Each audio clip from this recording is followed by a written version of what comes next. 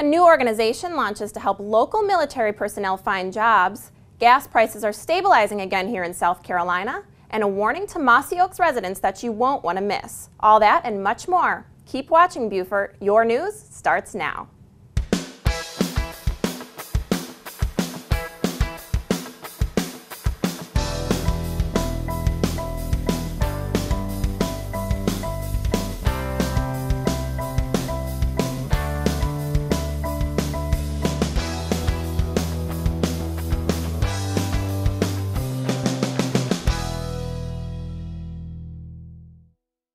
Thanks for joining us for the Beaufort News. I'm Jessa Jeremiah, and here are your local headlines. A warning to Mossy Oaks residents as the neighborhood has recently been a target of residential burglaries. The incidents are typically happening during the day by way of ringing the doorbell. Police are recommending that Mossy Oaks residents be on the lookout for any odd behavior in their area and get physical descriptions of any unknown visitors that come to the door. Report suspicious activity by calling the non-emergency number at 843-524-2777. And Beaufort may join the 6 cities in South Carolina that have already banned texting while driving. On Tuesday, the Beaufort City Council took the first step in the ban, as well as a cell phone ban for those under 18.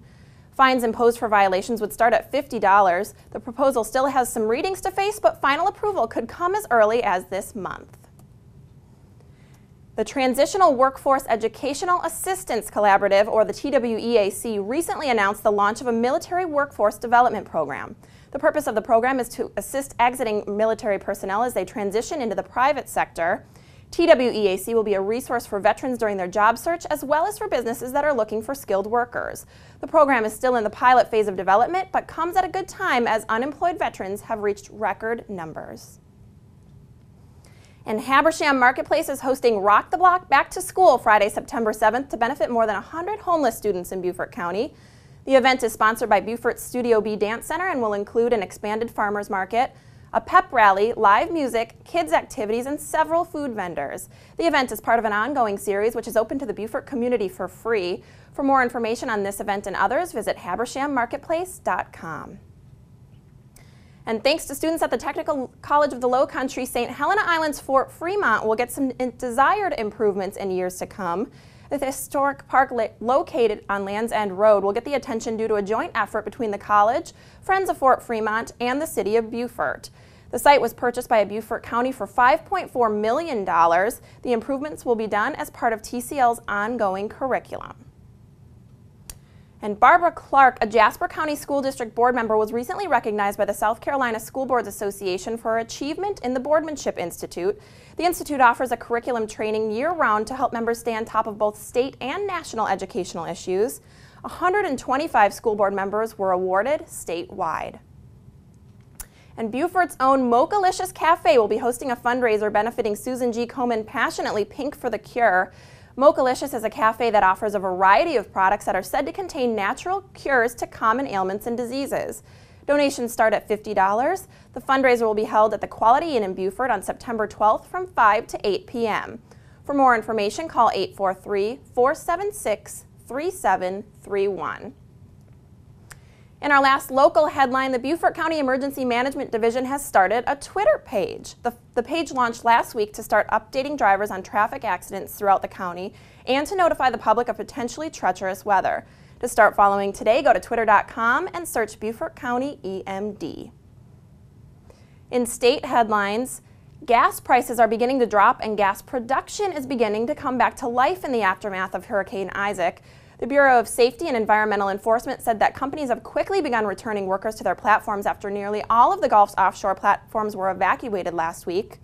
What this means for South Carolina is that although gas prices still aren't low, they are stabilizing to around $3.60 a gallon after jumping almost 12 cents last week. A few weeks back, we reported about the Edisto Court neighborhood that was being tested for lead and arsenic contamination. The EPA has determined that the neighborhood contains enough lead and arsenic levels to call for a total neighborhood cleanup. The pollution cleanup consists of about a dozen yards in which the soil will be completely dug up, removed, and then replaced. The estimated cost is $600,000. South Carolina has already seen an economic boost thanks to college football, and each time the Gamecocks pull out a win, studies show spending will increase. Beginning with the home opener on Saturday the 8th, money is brought into the city for those traveling to the games. Add in logo apparel and local business purchases, adding up to an estimated $6.3 million a game. Even better, when Carolina hosts Clemson, the per-game economic impact reaches an estimated $8 million. The Gamecocks are hoping for their winningest football team in school history this year, and so are South Carolina residents, as it stimulates our still sluggish state economy. Conversely, the Democratic National Convention has had very little economic benefit to South Carolina. Although South Carolina provided many of the volunteers, shuttles, ticket holders, and even many of the hotel rooms booked by the convention, the economic impact still goes almost exclusively to North Carolina. Because of this, South Carolina focused its efforts on gaining future economic impact. The best hope is that the 35,000 convention goers will return to the Palmetto State for a future visit. If you'd like additional information on these headlines, you can reference the media sources you see listed on your screen. Also, like us on Facebook or follow us on Twitter. Just ahead, a story about a Beaufort woman who was airlifted from her Alaskan cruise for emergency surgery, and we'll get you some high school football highlights. Stick around.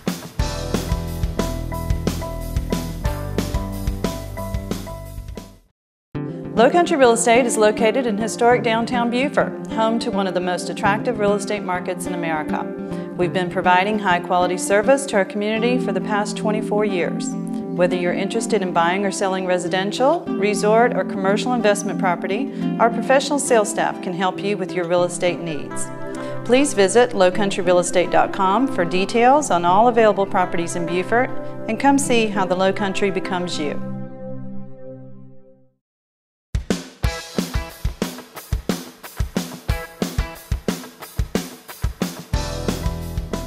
Welcome back to the Beaufort News. We're joined first by Buck Boone, who has our local press report. How are you doing today? I'm fine. How are you doing, Jessa? I'm good.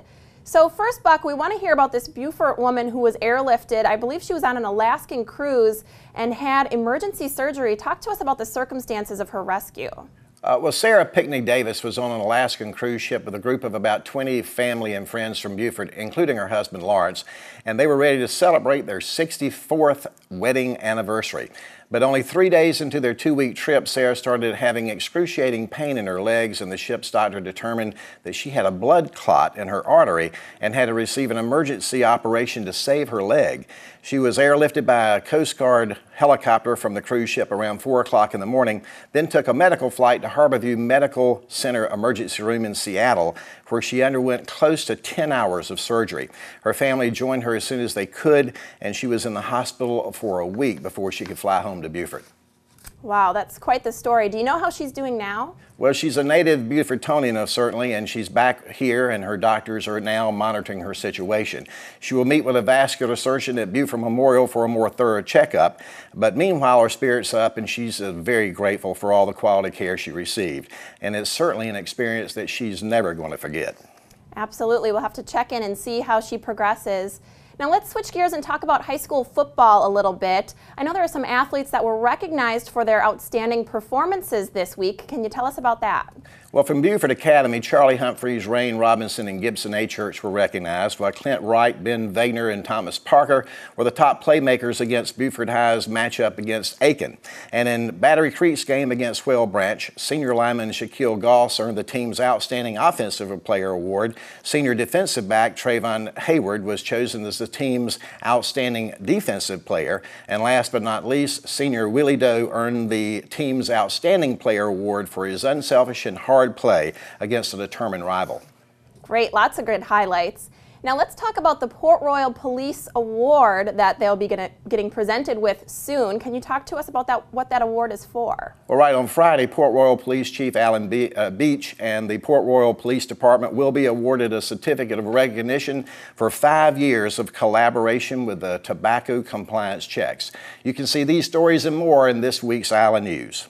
All right, Buck, thanks so much for your hot off the press report. We appreciate it. Thanks, Jessa.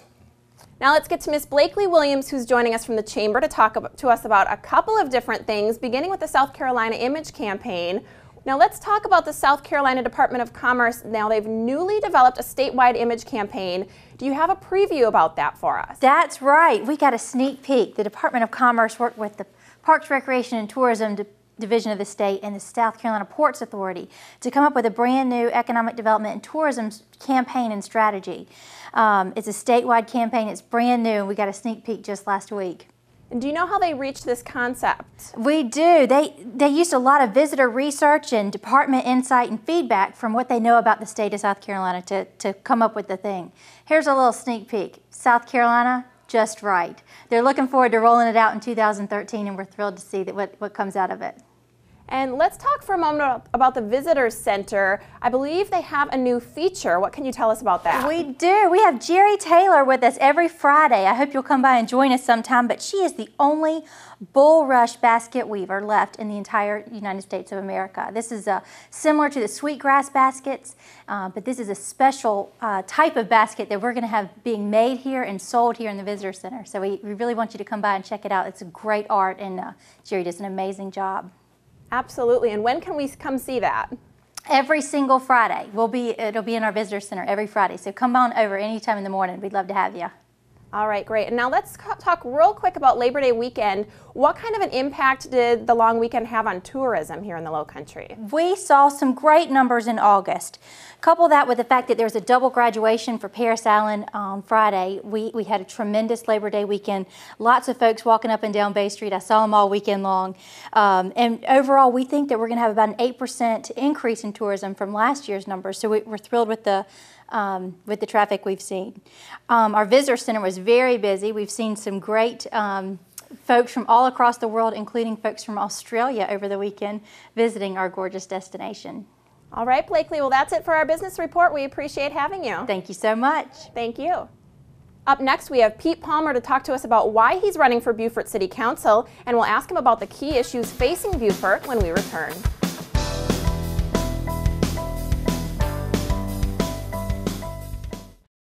Hi, my name is Matt McElhaney, owner of City Loft Hotel, an upscale boutique hotel in downtown Beaufort. We are proud to be consistently ranked as the #1 hotel in Beaufort based on TripAdvisor's guest ratings and comments. At City Loft, we value our neighbors in the Lowcountry. Whether you're taking friends by boat or need a romantic getaway in Beaufort, let us at City Loft extend hospitality while introducing what's new in urban hotel design. At City Loft Hotel, we are committed to customer service. When you stay here, you're always a local.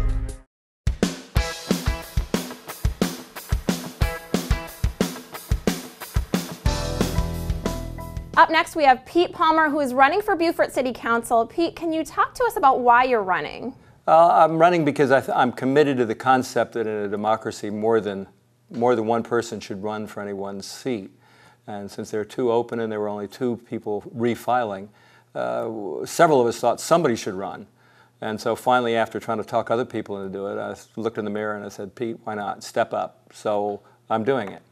Wonderful. And why do you think it is that you can make a difference? I'd like to think I can make a difference because, well, you start off for the people who go to City Council and go to City Council meetings or have talked to City Council, many of them walk out a little bit frustrated or a little bit upset. So I think I can make a difference in terms of civility. The other way to answer that is if you're happy with the way City Council is being run right now, if you're happy with it, then vote for the incumbents.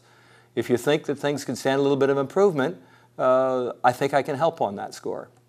Absolutely. And why don't you talk to us about some of the key issues that are facing Beaufort? Well, there are at least 4 of them. One of them, of course, is helping our citizens and neighborhoods understand the various things being done by City Council and the consultants, about $1 million worth of consultants that they've had in over the last 2 years. And what's being said and done is not very clear. I think this needs to be brought out to the neighborhoods because it will impact on all of them, not just the historic landmark district. Another issue I think is what do we do to help our businessmen? What are our local businessmen, whether they be new or whether they be old? I think they deserve some support, and the famous old issues of parking and the dock. Perhaps a new day dock for people coming through town. Another one, though, is security. It just turns out that I spent 28 years in the CIA and another 10 in the private consulting arena with my own companies. So I know something about security, and I think I could make a difference there that, frankly, nobody else seems to be doing. And last and not least, I go back to courtesy. The most discouraging thing that can happen to somebody testifying before council is to be treated with discourtesy, i.e. go up, say what you have to say, and then have them ignore you and vote the other way. I don't think there's a better way to dampen enthusiasm than that. Okay. Well, thank you so much, Pete. You bring up some excellent points, and we wish you the best of luck. Aren't you nice? Thank you. I will need all the help I can get. All right. Thanks so much. Take care. And now we have Mr. Jeff Atkins, who is the Hunting Island State Park Manager. Welcome. Thanks for having me. So first we want to talk about Hunting Island's resource management projects. What can you tell us about that? Well, the great thing about South Carolina State Parks, they're not only just beach access points, they're also kind of like working classrooms and laboratories. We do such things like working with the Loggerhead Sea Turtle Program. We also work with the Department of Natural Resources on such projects like the Oyster Reef Restoration and Enhancement, where we actually take recycled oyster reefs and build recycled oyster shells and build reefs with those shells. We also work with our birding community, keeping an eye on birds such as red knots, bald eagles, wood storks, a lot of different things like that. We also work with the Forestry Commission on prescribed burns and controlled burns and doing research on the forest habitat. So a lot of stuff going on at state parks. Wonderful. And tell us, if you would, Jeff, about Friends of Hunting Island. What is it that they do to help the park's daily operation? Wow, the Friends of Hunting Island is a 700-plus member organization here that basically is involved in all aspects of Hunting Island, from working with the Loggerhead Sea Turtle programs to helping keep the lighthouse going, to working with our beach access and providing ADA accessibility for persons with disabilities. Just a magnificent organization, and we really couldn't be the place that we are without all the help from the community. Wonderful. And is it right that we're coming into the Loggerhead Sea Turtle nest season?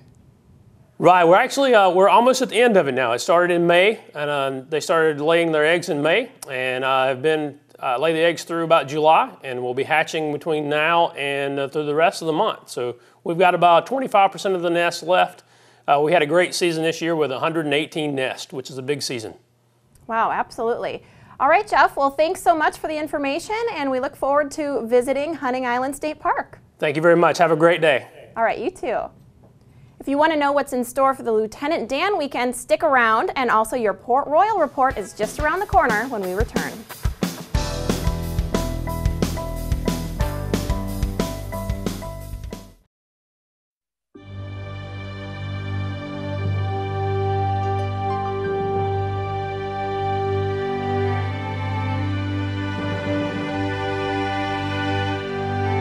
Is it time to purchase for the one-of-a-kind person in your life? Over 60 years of service distinguishes Modern Jewelers as one of South Carolina's preeminent jewelry stores. We're proud to have been voted Beaufort's #1 jewelry store 10 years in a row. Come visit us at 807 Bay Street.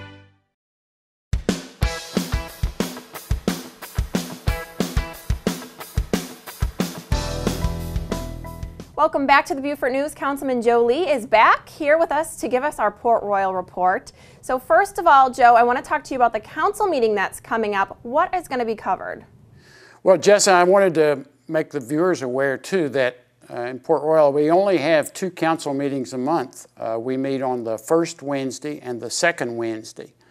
Each meeting starts at 6 o'clock. They're very quick. In the first meeting, we are not in session, so we don't conduct official business. The second meeting, the second Wednesday, we are in session. And this, coming up next week, we have a very light agenda, but I wanted everybody to realize that they're perfectly welcome to attend any of our council meetings. Just walk in and check out Town Hall. I think you see Town Hall behind me, and that's the place where we held our meetings. So please come and attend. Well, that's good to know. And I also want to talk to you a little bit about the farmers market in Port Royal. Do you have any news from that event? Well, we sure do. We're so excited that the farmers market has turned into a year-round market now, so we won't be shutting down during the winter time.